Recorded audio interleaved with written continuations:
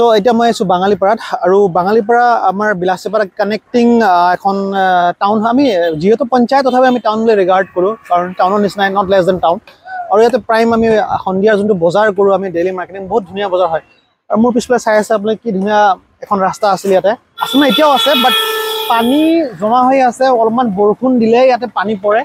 পানীবিলাক একদম আঁকি থাকে আৰু তলৰ ৰাস্তাত একদম বেয়া হৈ গৈছে কোনোবা যে বাইক চাইক লৈ আহে তলৰ গ্ৰাভেলবিলাক ওলাই গৈছে চ' বহুত ৰিস্কি হয় এইটো চ' এডমিনিষ্ট্ৰেশ্যনৰ তৰফৰ পৰা কোনোবা যে চাই আছে মই ৰিকুৱেষ্ট কৰোঁ প্লিজ আপোনালোকে এইটো অলপমান ঠিক কৰি দিব মোৰ হিচাপে দুইফালে যে ড্ৰেইন ভালকৈ দিয়া যায় তেতিয়া প্ৰব্লেমটো অকণমান চল্ভ হ'ব পাৰে but you know' it better than মি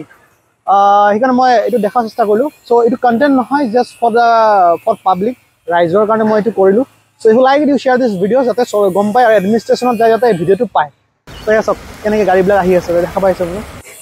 কিমান ৰিস্কি হয় গাড়ীবিলাক হঠাৎ যে মাজতে কোনোবা গাড়ী বন্ধ হৈ যায় ভিজি আহিব লাগিব